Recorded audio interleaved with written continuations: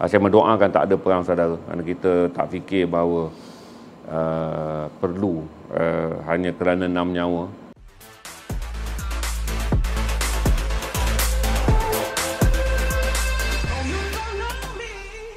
Apabila ada orang tanya minta Madana tolong cerita dan share sikit mengenai krisis pertempuran pada 14 hari bulan Oktober yang lepas ni, yang mengorbankan 6 nyawa orang Islam ketika berdemonstrasi menuntut hakim yang dipilih untuk membicarakan kes letupan di pelabuhan Beirut tu ditukar. Jadi ada demonstrasi yang dikendalikan oleh puak Hizbullah. Tetapi apabila mereka sampai dalam kawasan berdekatan dengan pertempatan orang Kristian, berlaku snipers ataupun penembak tepat yang menembak daripada bangunan tinggi yang menyebabkan 6 orang penunjuk perasaan beragama Islam terkorban. Ini mencetuskan ketegangan. Cuma nanti kenapa tegang, kita akan cerita sejarah panjang Lubnan daripada jatuhnya Empayar Osmaniyah pada tahun 1917, kemudian Lubnan merdeka daripada Perancis tahun 1943, perang saudara Lubnan yang sangat panjang pada tahun 75 hingga 1990, pembunuhan Perdana Menteri Rafiq Hariri pada April 2005. Kerana lepas saja pengeboman Rafiq Hariri pada 2005, saya sampai ke tapak kejadian, dapat melihat kesan pengeboman yang melibatkan bom 100 kg yang memusnahkan skala hampir 60 ke 80 meter kawasan tu di depan sebuah bank yang mengorbankan Perdana Menteri Rafiq Hariri. Untuk saudara faham ni, demografinya haruslah bermula daripada sejarah kejatuhan Empayar Osmaniyah dan kemudian pembahagian kawasan antara puak yang menang perang, Itali, Perancis dan juga British. Barulah kita boleh faham demografinya, kerana Lubnan satu-satunya negara Arab yang ditakluk oleh Perancis dalam pembahagian kawasan selepas Empayar Osmaniyah kalah dalam Perang Dunia Pertama 1917. Apakah Lubnan akan menuju pada krisis perang saudara yang panjang? Kerana saudara tahu tragedi Munir ditembak yang disebut dalam lagu Zubair Ali, Sabra dan Shatila, adalah salah satu peristiwa yang mengorbankan 3,000 nyawa pelarian Palestin di bumi Lubnan yang tak dapat kita lupakan. Kemudian Zubair Ali mencipta sebuah lagu yang memenangi festival lagu Malaysia pertama pada tahun 1962, berjudul Tragedi Sabra Shatila. Yang disebut tu tragedi ngeri 17 September.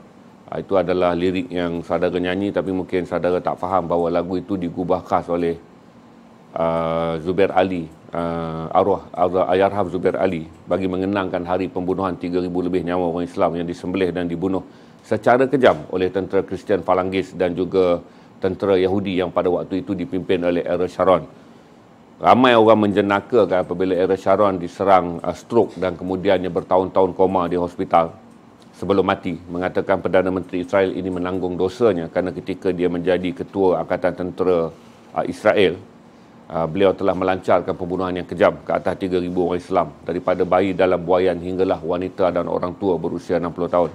Saya pun dah sampai ke Sabra Shatila ketika saya menerbitkan majalah 3 untuk siaran khas Hari Raya tahun 2005. Saya mewawancara ramai ibu-ibu tua yang anaknya mati, bayinya mati ketika pengopongan hampir 1,000 tentera Falangis Kristian yang dibantu oleh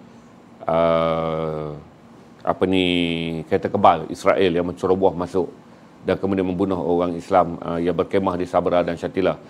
Kalau kita pergi ke Beirut untuk menuju ke Sabra dan Shatila, tak jauh perjalanan, lebih 45 minit je. Kita akan nampak satu perumahan, satu kawasan setinggan tetapi dibina macam rumah flat.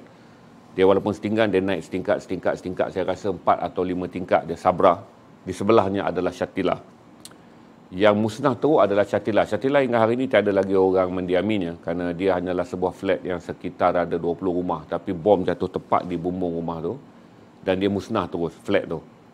Kemudian yang tinggal sekarang ni hanyalah Shatila yang masih lagi berdiri sasa, didiami dengan padat oleh pelarian Palestin yang berlari melindungkan diri di Beirut apabila tebing barat telah dijajah oleh Israel pada tahun 1967 dalam peristiwa perang Yom Kippur ataupun perang 6 hari Arab Israel pada 5 hari bulan Jun hingga 10 hari bulan Jun 1967. Ini sejarah panjang untuk saudara ambil iktibar.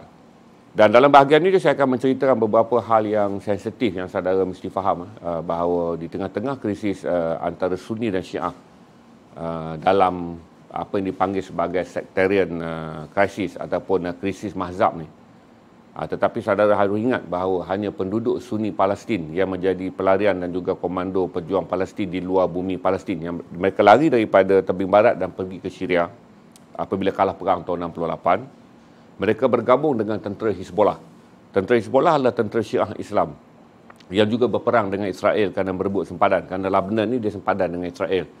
Maka Ba'ath itulah pada tahun 1974 telah menjadikan pejuang Sunni Islam Palestin dan juga pejuang Syiah Hizbollah Lebanon mempunyai kata sepakat bahawa kita berperang bersama-sama, kita syahid bersama-sama bagi membebaskan Masjid Al-Aqsa daripada tangan orang Yahudi. Jadi walaupun banyak kalau kita tengok pertempuran dan juga perkelahian pendapat di antara Sunni dan Syiah, tapi saya telah sampai satu tempat di mana orang-orang Sunni Palestin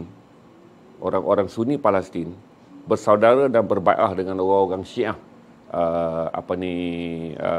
Lebanon, dan mereka berperang daripada tahun hujung 1960-an sampailah ke hari ini. Malah mereka menang dalam perang Bekaa Valley pada tahun 2008 yang menyebabkan tentera Israel berundur dan menyerahkan kembali Bekaa Valley kepada kerajaan Lebanon.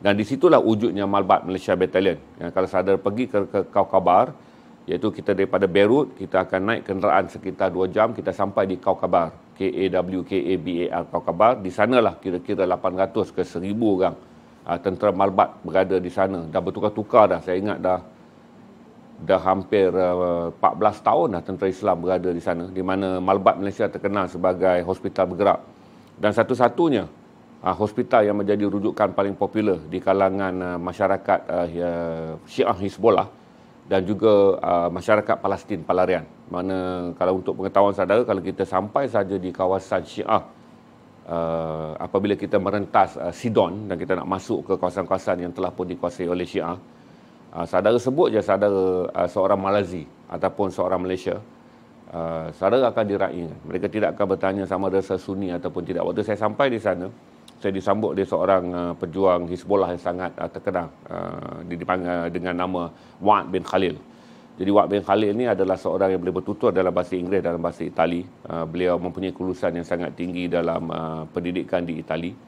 Jadi bila dia berjumpa dengan Yasir Arafat, walaupun dia bukanlah rakyat Palestin, tapi Arafat mengatakan kepada dia, kenapakah kamu sanggup makan hasil gaji yang tinggi yang diberikan oleh orang Eropah, sedangkan membiarkan rakan-rakan kamu berjuang bersendirian. Jadi walaupun dia seorang Syiah, dia mendengar pandangan Yasir Arafat, dan Yasir Arafat dia berpengaruh kerana pada tahun 1974 Yasir Arafat telah menandatangani perjanjian dengan Hizbollah dengan mengatakan bahawa komando Palestin yang berada di Lebanon akan bersatu dengan orang-orang Syiah Hizbollah di atas jihad untuk membebaskan Masjid Al-Aqsa daripada pendudukan Israel. Jadi saya disambut oleh dia, diberi perlindungan oleh dia. Jadi walaupun saya seorang Sunni dan dia seorang Syiah Hizbollah, tapi dia mengatur perjalanan saya dengan baik. Bila saya nak bersolat di rumah pun dia kata, kamu bersolatlah cara kamu dan kami bersolat dengan cara kami.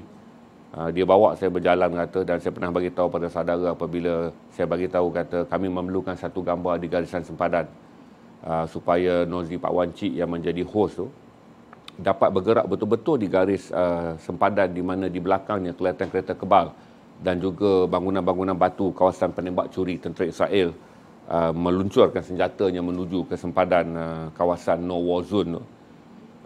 Cuma saya kata pada dia, tapi apakah jaminan keselamatan host saya, Nozri Pak Wan Cik, akan selamat?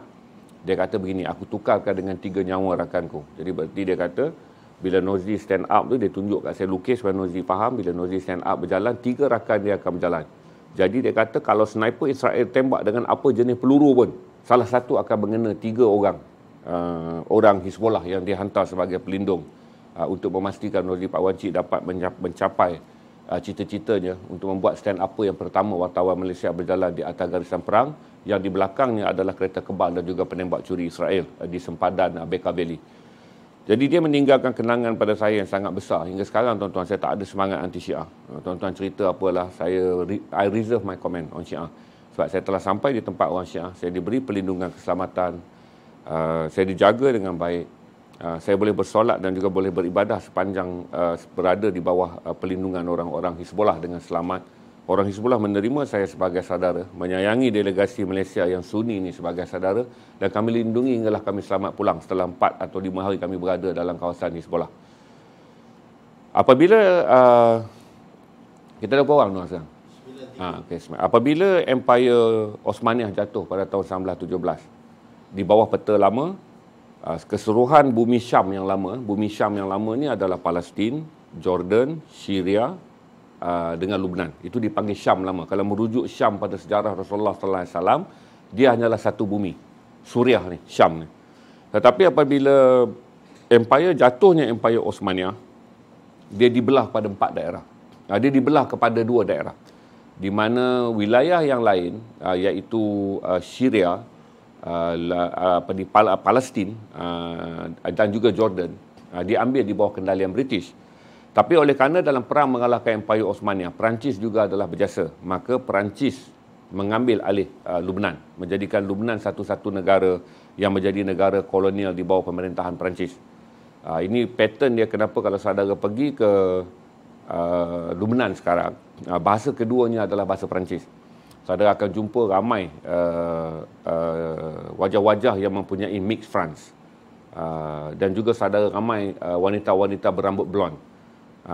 Dan juga kalau saudara hotel yang saya tinggal pun, The Mayflower Hotel, dimiliki oleh seorang yang berdarah Perancis. Kerana apabila Perancis mengambil alih pada 1917 dan kemudian ketika Perang Dunia sedang meletus, Perancis telah memerdekakan Lubnan pada tahun 1943. Lubnan tumbuh menjadi negara yang demografinya sangat complicated. Saudara ingat angka saya, kita ada 61%, 61.1% orang Islam. 30.6% adalah Syiah, Hezbollah. 30.5% adalah Sunni.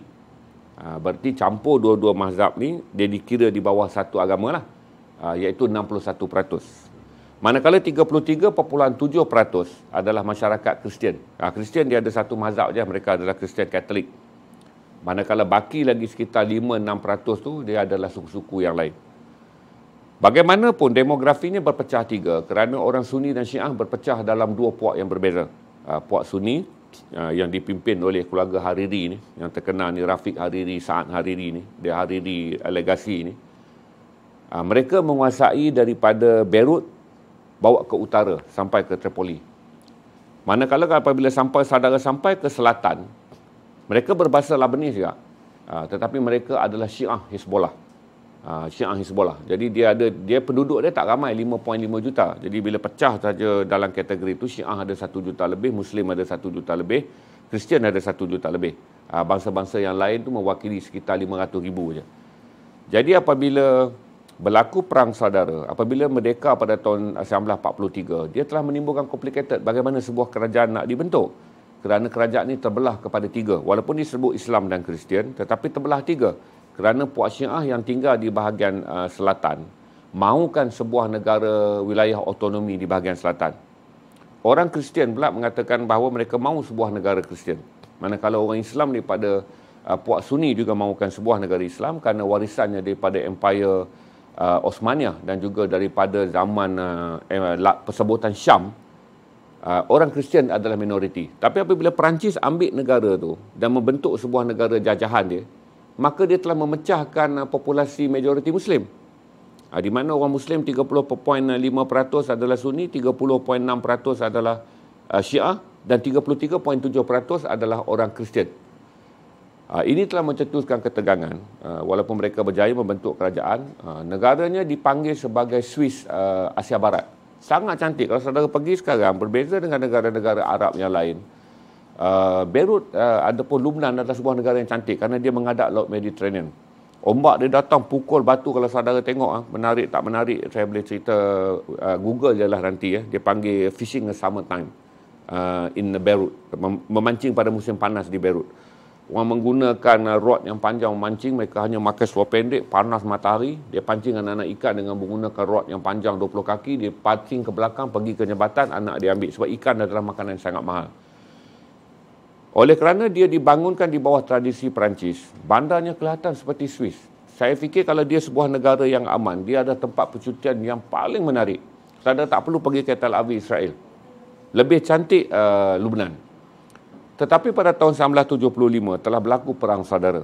Oleh kerana etniknya itu berpecah tiga, di mana orang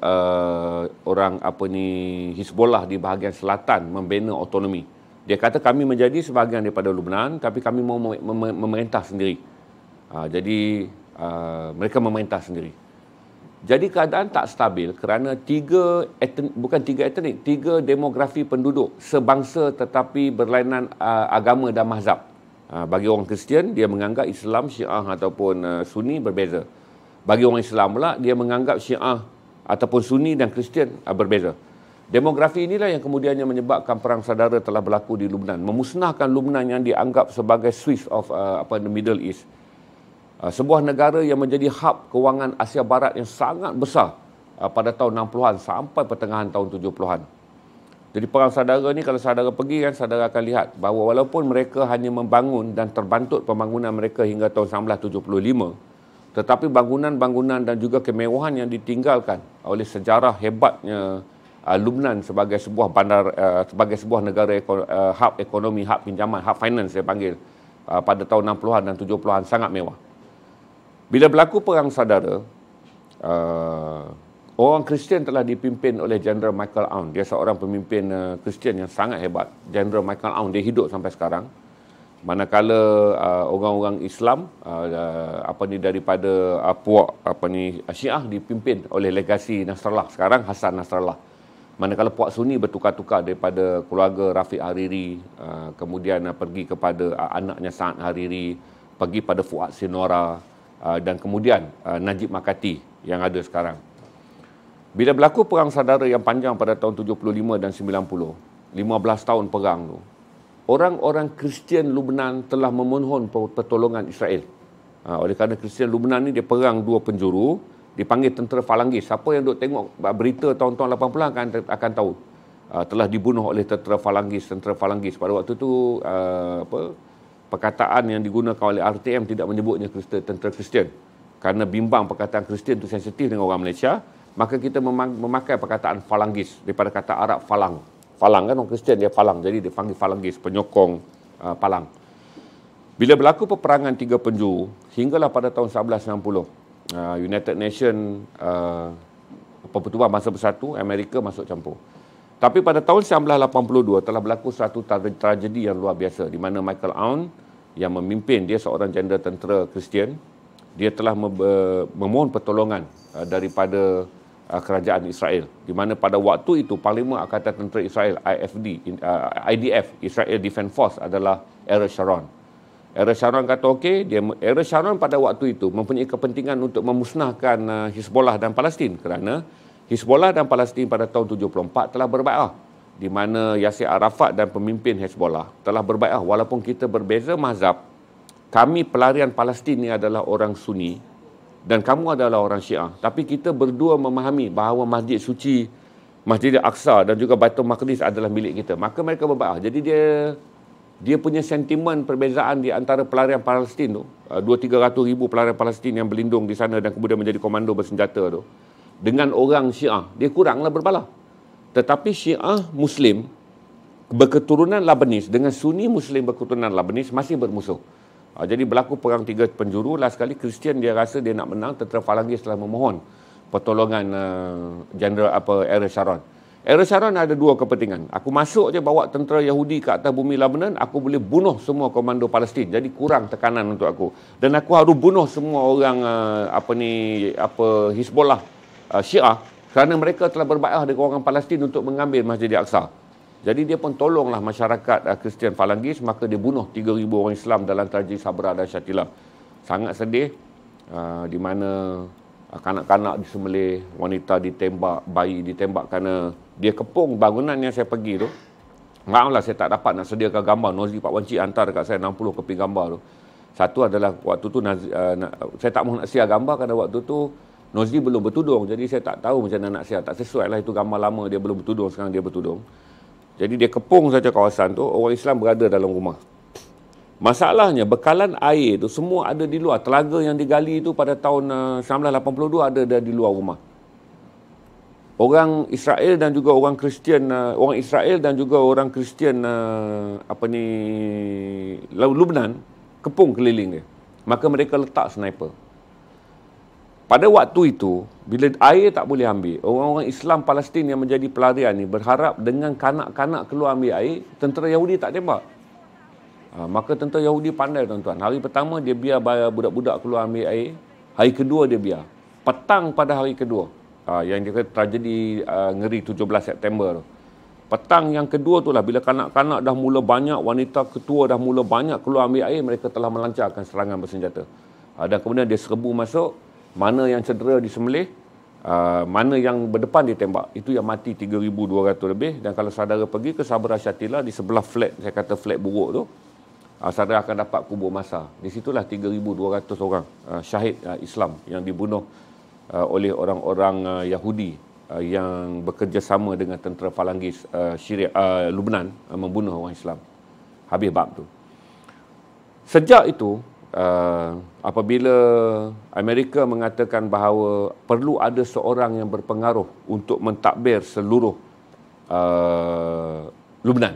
Kerana Lebanon ni perang saudara kan, 75-1990. Maka mereka telah mengambil seorang untuk dilatih. Namanya adalah Rafiq Hariri. Rafiq Hariri ni dia jadi pelarian Lebanon, dia keluarga dia kaya, dia adalah meniaga sikit. Amerika Syarikat dengan kerjasama Arab Saudi telah melantik Rafiq Hariri menjadi proksi untuk Barat masuk dan menyatukan kononnya orang-orang Lebanon. Maka Rafiq Hariri kerana dia menerima dana yang banyak daripada Arab Saudi, dia ada modal besar. Jadi kontrak-kontrak United Nations, Pertubuhan Bangsa-Bangsa Bersatu diberi kepada keluarga Hariri. Buat jalan raya, bangun jambatan. Bila dah rundingan damai 1990, tak nak bagi perang, kita majukan cepat-cepat Lebanon. Maka Rafiq Hariri kerana dia banyak duit dan dia dianggap sebagai orang yang paling berpengaruh di dunia kerana dia mempunyai perniagaan yang disokong oleh Pertubuhan Bangsa Bersatu, disokong oleh Amerika dan disokong oleh Saudi, maka dia menang pilihan raya. Maka Rafiq Hariri menjadi presiden.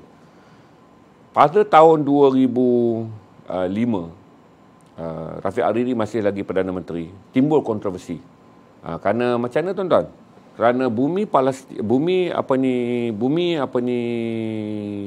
Lebanon ketika perang, Syria ada 200,000 tentera. 20,000 tentera. Syria telah menyusupkan 20,000 tentera sejak perang tahun Sabra Shatila tu. Jadi orang Islam dibunuh. Syria di atas sokongan Iran. Jadi bapaknya pada Bashar al-Assad, Hafiz al-Assad ni di bawah sokongan Iran. Dia tak mau tengok orang Islam dibunuh. Dia selit masuk 20,000 tentera Syria berada di sempadan untuk berperang sama dengan orang Israel. Kerana waktu itu Syria juga mempunyai masalah dengan Israel kerana perang tahun 1967. Tapi apabila Rafiq Hariri naik jadi presiden, dia telah didesak dan dia telah dicucuk oleh Amerika dan juga oleh Israel. Sekiranya Lebanon ingin diterima oleh masyarakat antarabangsa, Lebanon kena halau keluar tentera Syria. Tentera Syria tak boleh berada dalam bumi Lebanon yang telah merdeka. Tentera Syria tak boleh berada dalam bumi Lebanon yang telah menerima banyak bantuan daripada Amerika. Maka akhirnya tentera Syria diarah keluar. Syria pun berundur. Bila Syria berundur, Hezbollah masih lagi mendapat bantuan Iran. Sebab tu saya kata, kalau setiap kali perang, berlaku perang dengan Israel, Israel sangat takut roket-roket daripada tentera Hezbollah. Berbanding roket Al-Qassam tu. Roket Al-Qassam tu biasa. Roket Hezbollah ni dia ditanam di bawah tanah. Saya bawa ke tempat Wa'ad bin Khalil ni. Salah seorang daripada komandan terkenal Hezbollah ni bawa saya pergi tapak tengok. Dia tanah je atas tu, dia tanam. Nampak pokok tomato semua. Tapi dia kalih je pintu tu, meriam tu akan naik.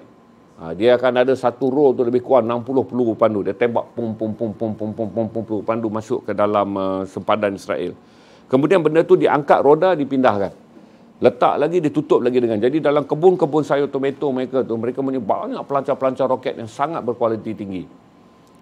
Jadi apabila Saad Hariri mati dibunuh, Rafiq Hariri mati dibunuh, timbul lagi ketegangan. Untuk pengetahuan saudara, apabila pilihan raya dibuat dan perlembagaan 1960 dibentuk, mereka pecah kuasanya begini.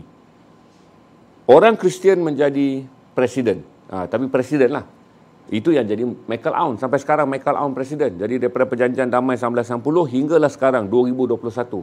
Presiden daripada kota Katolik Kristian masih lagi Michael Aoun. General Michael Aoun. Tapi sekarang orang dah buang perkataan general. nak elak dia nampak pelik. Padahal dia seorang jeneral tentera Falangis dalam perang dulu, maka orang menyebutnya sekarang sebagai Presiden Mr. Michael Aoun. Dia masih kekal. Orang Sunni menjadi Perdana Menteri. Sebab apa nanti saya cerita. Orang Sunni menjadi Perdana Menteri. Jadi datanglah daripada keluarga Hariri ni, Rafiq Hariri. Lepas Rafiq Hariri naik Fuad Sinora. Fuad Sinora, lepas Fuad Sinora bagi laluan naik anak Rafiq Hariri bernama Saad Hariri. Naik Saad Hariri, baru ni orang protes, ekonomi merosot, ganti dan sekarang naiklah Najib Makati. Mereka ini daripada Sunni Lebanon. Orang Syiah tidak menuntut jawatan kabinet, tetapi dia mempunyai wilayah pemerintahan otonomi. Berarti di bahagian selatan Lebanon, kuasanya tidak ada di Beirut. Orang Syiah mentadbir bahagian selatan Lebanon di bawah otonomi. Jadi bila pilihan raya je, Hezbollah bertanding di bahagian zon selatan, Sunni bertanding di bahagian zon utara, manakala Kristian bertanding di bahagian kota Beirut dan juga zon tengah tu. Jadi itulah dia terbelah tiga. Menjadikan kerajaan perpaduannya sangat rapuh. Dan waktu yang sama tuan-tuan, apa yang menyebabkan tragedi 14 Oktober baru ni adalah kerana berlaku letupan di pelabuhan Beirut. Saudara masih ingat akan letupan gas amonia di pelabuhan Beirut tu, menyebabkan ramai terkorban. Oleh kerana perbicaraan yang dikatakan tidak adil, perbicaraan itu cuba menyelamatkan pemodal, iaitu tuan punya wang, tuan punya pelabur tu dikatakan telah mempengaruhi mahkamah untuk tidak mengeluarkan kesalahan kepada pemilik gudang yang menyimpan bahan letupan yang menyebabkan kematian yang begitu banyak. Maka berlaku demonstrasi. Maka yang banyak keluar adalah orang-orang Syiah daripada selatan Lebanon. Bila keluar mereka berlarak. Dalam Lebanon, Beirut ni tuan-tuan, dia ada zon yang memecahkan kawasan Kristian yang dipanggil Alhambra tu. Kalau kita masuk Alhambra tu, dia majoriti Kristian. Dan kemudian zon yang satu lagi ni orang Islam. Jadi mereka berlarak. Bila berlarak, sampai saja perarakan tu menghampiri kawasan penduduk Kristian. Penduduk Kristian mula trauma dan terbayang peristiwa perang tahun 75 hingga 1990. Kerana perang tersebut, yang paling teruk bertempur adalah Hizbollah Muslim yang disokong oleh komando Palestin melawan Kristian Falangis yang disokong oleh Israel. Maka itulah mereka melepaskan tembakan dan terjadilah tragedi 14 Oktober. 5 hari yang lepas. Di mana Hassan Nasrallah hari ini telah mengeluarkan kenyataan bahawa 100,000 pejuang Hizbollah bersedia untuk berperang. Kalau inilah satu lagi perang yang dituntut di atas bumi Lebanon. Kecuali pembunuh yang telah bertanggungjawab membunuh orang-orang berdemonstrasi itu ditemui. Itu yang ramai orang tanya saya semalam. Bukan ramai, ada dua. Petang stream ada seorang tanya, malam stream orang tanya, dua orang berbeza. Saya cek profil Facebook dia. Maka hari ini saya stream dengan saudara. Begitulah rapuhnya keadaan demografi di Lebanon, di mana walaupun Islam adalah 61.1%, tetapi secara pola perpecahannya kerana sektarian, kita panggil mazhab ni, orang putih panggil sektarian. Perpanjangan mazhab ni, orang mazhab Syiah adalah 30.6%, orang mazhab Sunni adalah 31.1%, manakala 33.7% adalah orang Kristian. Yang lain-lain tu adalah dipanggil puak Drus, yang dipimpin oleh Walid dan Khalid Jumlat. Ini pun dalam perang saudara akan jumpa juga. Drus ni terkeluar daripada Islam. Ahli Sunnah wal Jamaah dan semua ulama-ulama muktabar telah mengatakan Drus terkeluar daripada Islam. Drus adalah orang asli bukit, macam Kurdistan apa semualah, kan dia ada orang Kurdish. Maka orang bukit di bahagian Lebanon dipanggil Drus. Drus ni oleh kerana dia menerima Islam tetapi dia membenarkan perkahwinan mahram. Kerana dia tak mahu suku Drus ni berkahwin dengan orang lain, datanglah satu aliran dalam masyarakat Drus untuk mengawal kaum dia supaya berkahwin sama dengan kaum dia. Maka mereka membenarkan perkahwinan mahram. Bukan adik abang tapi sepupu yang daripada lelaki yang sama dan beberapa perkara lah. Dan kemudian ulama-ulama Ahli Sunnah wal Jamaah sepakat mengatakan Drus yang mewakili 7% penduduk Lebanon adalah terkeluar daripada Islam kerana beberapa perkara yang mereka amalkan bertentangan dengan pegangan pokok Islam. Tetapi dalam perang saudara selama tahun 75 dan 1960, Drus sangat baik dengan Khalid Jumlat ni sangat baik dengan Presiden arwah Allahyarham Presiden Yasir Arafat. Jadi Drus walaupun terkeluar daripada Islam tapi masih menganggap orang-orang Palestin dan orang-orang Palestin sebagai saudara Islam. Jadi ketika perjanjian damai dibuat, Druze berjanji kepada Palestin bahawa kami akan menyokong pelarian kamu yang sedang berjuang untuk mendapatkan Masjid Al-Aqsa. Saya pergi ke kampung orang Druze. Orang Druze ni bagus akhlak dia. Mereka adalah orang gunung, berkulit gelap, berjambang dan terkenal dengan seluar macam Aladin. Jadi kalau orang Islam yang lain tu saudara lihat dalam pakaian jubah, mereka terkenal dengan pakaian yang seluar macam Aladin tu. Dia baju separuh dan seluar macam Aladin. Besar dan kakinya kecil. Itu adalah puak Druze.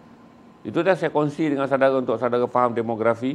Walaupun tajuknya sensasi, saya tak fikir kata Hassan Nasrallah bersedia untuk menghadapi satu lagi peperangan.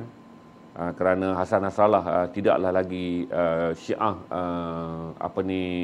Lebanon tidaklah lagi berada dalam kekuatan dulu. Kerana dulu ketika Syria stabil, Syria menjadi laluan di mana Iran menyeludup senjata dia masuk melalui Syria dan menghantarkannya ke selatan Lebanon, menjadikan puak Hizbullah memiliki persenjataan yang sangat moden dan sangat luar biasa dan ditakuti oleh Israel kerana senjata mereka dibangunkan di Tehran dan kemudian dikirim secara bawah tanah dengan pelindungan daripada kerajaan Hafiz al-Assad dan Bashar al-Assad. Tapi oleh kerana Syria ada perang, maka akses untuk Iran pergi ke Hezbollah tu terputus kerana jalan daratnya telah pun menjadi laluan yang tidak selamat. Itu je. Ada soalan tak? So saudara faham itu demografi dia. Untuk saya 4 kali pergi sana. Saya sukalah Lebanon walaupun saya pergi dan terperangkap dalam perang 2 hari bulan Ogos hingga 4 hari bulan September. Kali-kali ketiga saya pergi, saya terperangkap dalam perang. Perang di mana dipanggil perang 32 hari. Israel mengebom Beirut. Jadi saya terperangkap pada hari ke-29 hingga ke hari 32. Dan kemudian apabila perjanjian damai dibuat, saya dapat keluar. Dan kali keempat terakhir saya pergi kerana saya teringin. Saya tak ada urusan apa pun, saya hanya syuting di Palestin saya keluar di Jordan. Tapi saya teringat pantai dia yang cantik, saya ambil JMC melalui jalan darat 11 jam, merentas Damsyik, singgah sebentar bersolat di masjid yang terkenal tu, di makam, kemudian berziarah. Saya tak pernah pergi ke Damsyik tanpa menziarahi makam Salahuddin Al-Ayyubi. Sentiasa saja pergi dan berziarah di makam Salahuddin Al-Ayyubi. Dan kemudian saya rentas masuk, hanya semata-mata nak berada, bukan di Hard Rock Cafe. Dia ada Hard Rock Cafe, Lebanon dah tutup. Tapi di seberang Hard Rock Cafe itu ada satu warung yang menjual teh. Jadi saya suka berada di situ dan berbual kerana majoriti orang Islam yang berada di Beirut mahir berbahasa Inggeris. Mereka punya pendidikan yang sangat tinggi. Dan apabila kita pergi pun kerana mereka adalah Arab sebangsa, kita hanya tahu siapa gadis Muslim dan siapa gadis Kristian lah dengan melihat leher mereka. Kerana semua gadis Kristian akan memakai lantai T. Jadi dia ada identiti kerana mereka adalah Arab yang sebangsa. Daripada dulu kala mereka adalah Arab. Cuma sebahagian daripada mereka Kristian, sebahagian daripada mereka Islam. Jadi kita nak bezakan sama ada kita harus memberi salam ataupun tidak. Satu, pada lelakinya kita melihat tatu, dan pada wanitanya kita melihat rantai pada leher dia. Saya selalu minum teh, saya suka minum teh di depan Hard Rock Cafe tu. Kerana pada malam hari sekiranya ada majlis perkahwinan, pengantin akan keluar dan kereta pengantin tu dia biasanya bumbung dia terbuka. Jadi pengantin keluar, kereta bumbung terbuka, pengantin akan berdiri dan orang ramai akan bertepuk. Walaupun dia kenal tak kenal pengantin tu, dia bertepuk. Maka kenderaan belakang akan melepaskan tembakan senjata ke udara. Macam mercun tapi dia tembak senjata betul. Duduk dalam 15 minit datang lagi pengantin. Datang 15 minit lagi datang lagi pengantin. Sama ada pengantin itu Islam dan Kristian, mereka akan berdiri di tengah-tengah bandar tu dan orang akan memberi tepukan kerana dia macam dataran mereka, tempat orang melepak sambil melihat lautan Mediterranean pada waktu malam. Kita bertepuk dan kemudian senjata ditembak ke udara. Saya mendoakan tak ada perang, saudara, kerana kita tak fikir bahawa perlu hanya kerana 6 nyawa.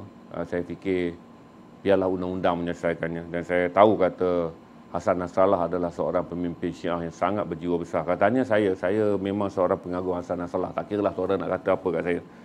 Saya tak ada faham Syiah atau faham Sunni. Tetapi sebagai seorang pemimpin yang berani, sebagai seorang pemimpin yang berada di barisan depan, sebagai pemimpin yang tidak pernah gentar pada ancaman Israel, sebagai pemimpin tak pernah tunduk kepada tekanan Amerika, Hassan Nasrallah adalah seorang ulama Syiah yang sangat luar biasa.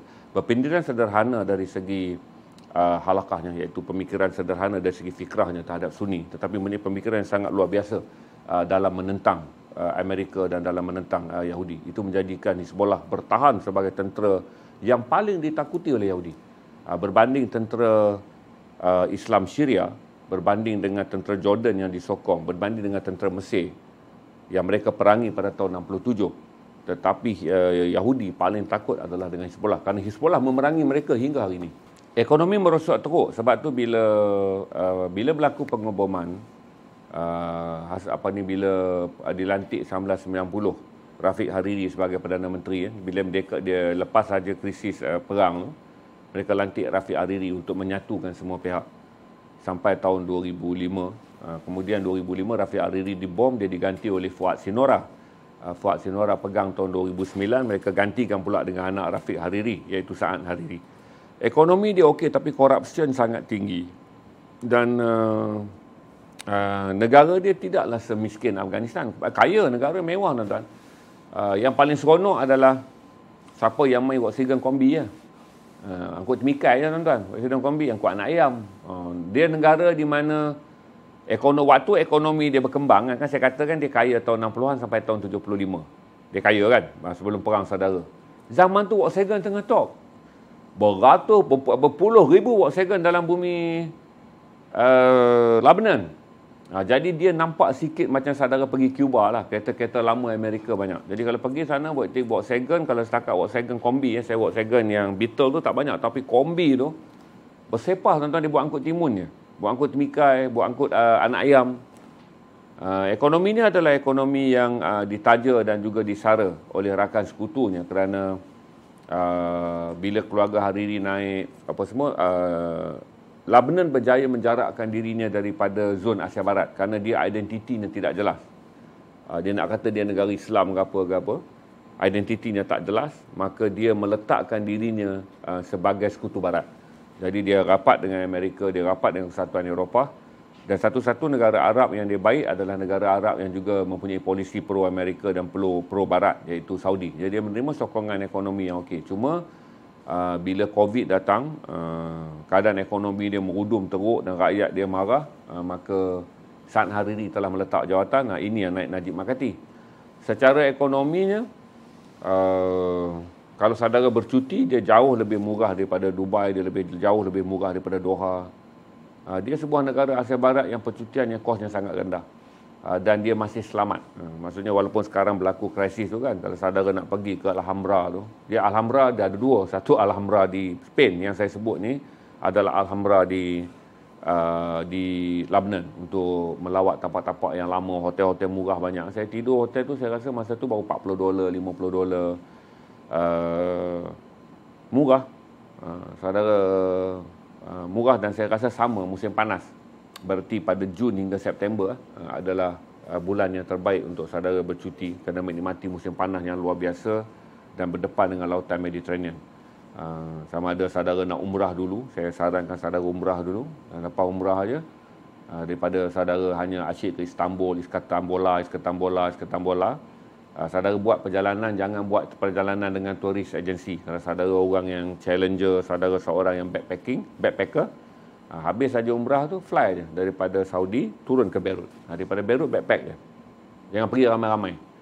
Dia bukanlah perjalanan pasar malam. Pergi 2 orang, 3 orang, saudara berjalan. Dia adalah sebuah bandar yang kita menganggap kita berada di Swiss, tetapi di Asia Barat. Makannya sedap adalah makanan Arab. Kedai-kedai makanannya mudah ditemukan. Cuma saudara nak masuk ke kawasan Hizbullah je, saudara harus mencari pemandu pelancong berlesen yang bagi tahu bahawa dia mempunyai hubungan baik dengan Hizbullah. Saudara masuk je ke kawasan Hizbullah dan boleh sampai ke Fatimah Gate, sempadan. Tapi kalau kita orang Malaysia, diraihkan sebab Malaysia ni terkenal kerana kita ada hospital di Kaikoba. Jadi kalau sebut Malaysia ni, orang Lebanon dah anggap tak heran dah, sebab tentera Malaysia antara pasukan pengaman yang paling awal sampai, dan Malaysia sahaja pasukan pengaman yang tenteranya dibenarkan buka hospital. Jadi orang-orang perempuan sana pergi lahirkan, dia memilih untuk melahirkan anak dia di bawah kem tentera Malaysia kerana doktor-doktor Malaysia di sana dianggap sebagai saudara Islam. Salah satu yang menyebabkan kita sangat dihormati kerana mereka sangat menghormati tentera pengaman Malaysia. Tentera pengaman Sepanyol pergi sana dibunuh, tentera pengaman Pakistan diancam, tentera pengaman Malaysia je berhenti dapat air free. Maksudnya peniaga-peniaga bagi minum free. Jadi bila saya sampai, saya sebut saya Malazi tu, tuan-tuan, mewah saya. Tapi saya bayarlah, saya kesian pasal orang-orang Hizbollah ni adalah orang Syiah yang hidup dia sangat sederhana, ada juga yang miskin. Jadi takkanlah saya nak makan percuma, saya bayarlah. Tapi dia dengar saya Malazi je, dia kagum sebab dia selalu mendapatkan rawatan di Hospital Tentera Malaysia di Kaukabah. Tentera-tentera Malaysia juga adalah tentera yang terpilih dan diberi latihan moral yang sangat tinggi. Kalau saudara pergi ke sana, saudara akan lihat tak semua tentera Malaysia yang terpilih untuk berkhidmat di batalion Lebanon biasa-biasa. No, bukan biasa-biasa. Mereka dilatih mempunyai perwatakan yang sangat baik, sangat luar biasa. Masa saya jumpa Kenal Malaysia yang bertugas pada tahun 2005 pun, satu-satunya Kenal yang tidak menjerit di dalam kamp. Kenal bercakap dengan tentera pun dalam bahasa yang sangat berbudi bahasa. Berarti Kementerian Pertahanan mempunyai polisi memilih mereka yang mempunyai personaliti dan karakter yang berperwatakan menghormati orang lain untuk ditempatkan dan berada di Malbat di Kaukabah. Jadi sebab saya pergi tu kan, saya rasa itu antara perjalanan di mana kita masuk ke kawasan Syiah yang kita mempunyai macam-macam trauma. Kita dilatih di Malaysia Syiah ni macam tu. Sebenarnya kita pergi, kita jumpa seorang Islam yang biasa, jadi peluk kita. Dia sayang kita kerana tentera Malaysia dah berada di sana hampir 12 tahun. Tentera Malaysia dah berada di sana. Jadi dia orang dah familiar dengan tentera Malaysia kerana tentera Malaysia membuka hospital Medan. Jadi ramai orang yang dia boleh tunjuk, anak saya lahir dekat hospital Malaysia, maksudnya doktor tentera Malaysia yang menyambut kelahiran anak dia, isteri dia kata pernah mendapat rawatan. Jadi hospital milik tentera pengaman Malaysia antara hospital yang paling popular di kawasan majoriti Syiah. Itu saya cerita pada saya, ekonominya okey, setara dengan Syria sebelum perang, setara dengan Jordan sebelum perang, kerana dia menerima banyak sokongan daripada Sekutu Barat dari segi bantuan perniagaan. Tapi kalau tanya dengan saya, antara bumi terindah milik orang Islam, majoriti Islam yang menghadap Laut Mediterranean, cantik dia berbanding Mesir. Mesir ada Giza sebab ada memori Firaun. Tapi bagi saudara yang suka backpack dan budget ni, dan suka perjalanan yang mempunyai integrasi multi culture, kerana akan saya sebut tadi kan, dia Arab Kristian, Arab Muslim Sunni, Arab Muslim Syiah. Jadi travel saudara tu memberi banyak saudara pengalaman untuk melihat sebuah negara yang mempunyai demografi yang hampir seimbang. Kan saya sebut tadi kan, 33.7% adalah Kristian, 30.6% adalah Muslim Syiah dan 30.5% adalah Muslim Sunni. Itu je daripada 5.5 juta total penduduk Lebanon. Cuma Lebanon baru ni dia krisis. Dia selepas 1990 tak ada perang.